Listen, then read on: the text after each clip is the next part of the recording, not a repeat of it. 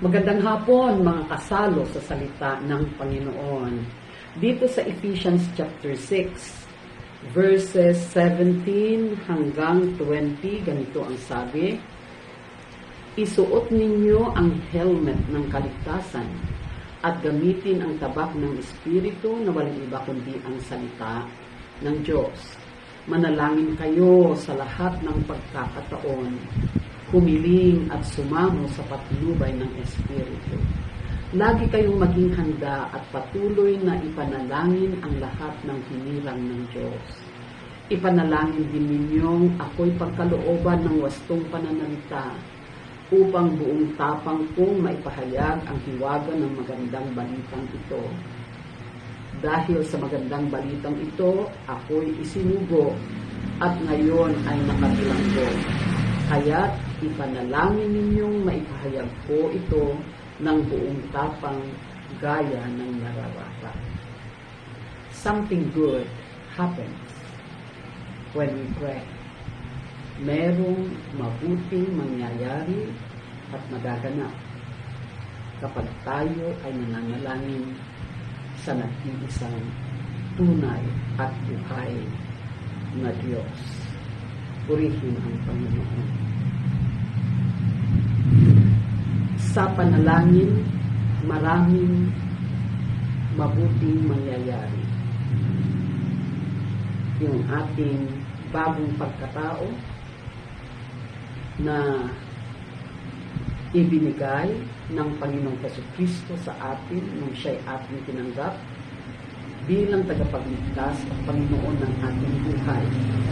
Sa pamagitan ng ating pananalangin, ito ay patuloy na nahahayag sa kung saan nadadaig ang dati nating pagkatao.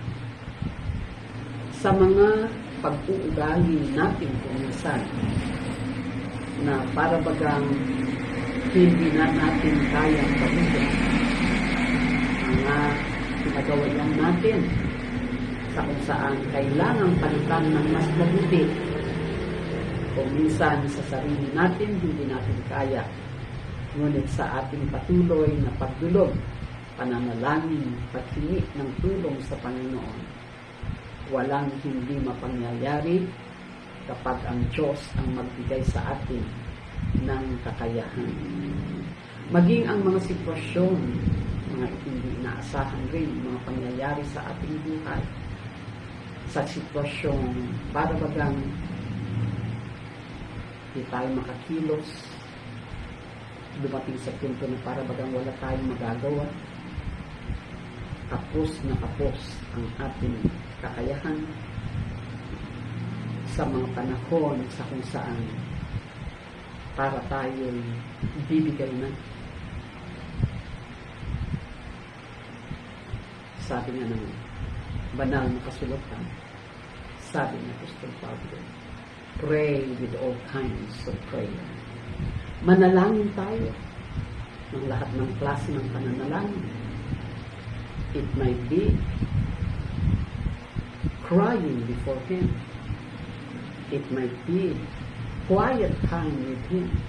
It might be devotion in reading His words and listening to Him.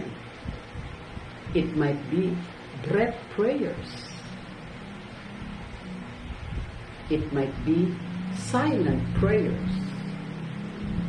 Sabi dito sa Ephesians chapter 6, pray with all kinds of prayers being led by the Holy Spirit.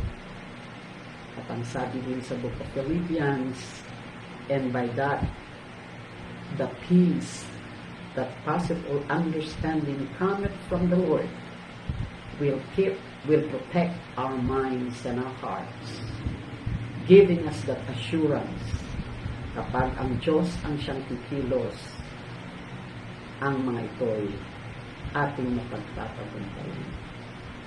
Si Moises, noong tinawag ng Diyos para ilabas niya ang bayan ng Diyos, mga Israelita, mula sa kanilang pagkaalipin doon sa Ehipto.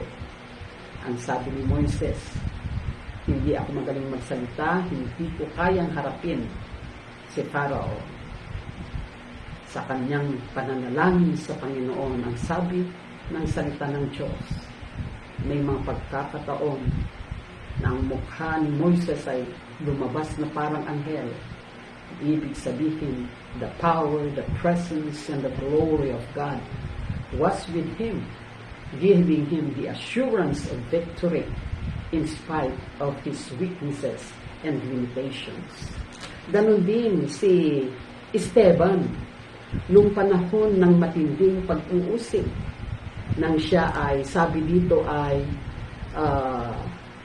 verse 12, sa gayon na udyukan nilang magalit kay Esteban ng mga tao, ang mga pinuno ng bayan at mga tagapagturo ng kautusan. Ibig sabihin, dahil sa pagtuturo niya, pagganap niya ng kanyang tungkulin, sa paghahayag ng mabuting balita, nagalit ang mga pinuno sa bayan, sa kung saan ay siya ay he was sentenced to death. Ang sabi dito ay siya'y sinunggaban nila at dinala sa kataas-taasang kapulungan ng mga Hudyo. Nagharap sila ng mga sinungaling na saksi laban kay Esteban. At ang sabi dito sa verse 15, si Esteban, verse 14, narinig namin yung they made false accusations against him. Ang matinding pag-uusig na hinarap ni Esteban. Ngunit, sa kanyang kaloob-looban, nananalangin si Esteban, at dito sa verse 15, si Esteban ay pinagmasdang mabuti ng lahat ng nakaupo sa kapulungan, at nakita nila na ang kanyang mukha ay parang mukha ng anghel. Meaning to say, because he was communicating with God, hallelujah, the glory, the presence, and the power of God was with him in that persecution na kanyang hinarap. Ganun din ang ating Panginoong Hesukristo. Bago niya gampanan ang kanyang ministeryo dito sa lupa. Ang sabi dito sa Luke chapter 3 verse 21, nang mabautismuhan na ni Juan ang mga tao, binautismuhan din niya si Jesus. Habang nananalangin si Jesus, nabuksan ng langit at bumaba sa kanyang Espiritu Santo sa anyong kalapati, isang tinig mula sa langit ang nagsabi, ikaw ang minamahal kong anak, lubos kitang kinalulugdan. Kapag tayo nananalangin, magbubukas ang langit at purihin ng Diyos ang tulong na ating kailangan, ipagkakaloob ng Diyos. Opo, aming Ama, maraming salamat po. Tunay nga po na kayo ay tumutugon sa marugdog na panalangin ng inyong mga anak sa gabay ng banal na Espiritu at sa pangalan ng Panginoong Hesukristo sa ginawa niya sa krus ng Kalbaryo.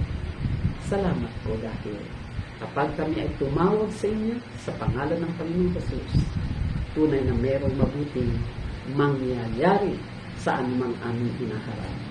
Maraming salamat po sa pangalan ng Panginoong Jesus. Amen. God bless.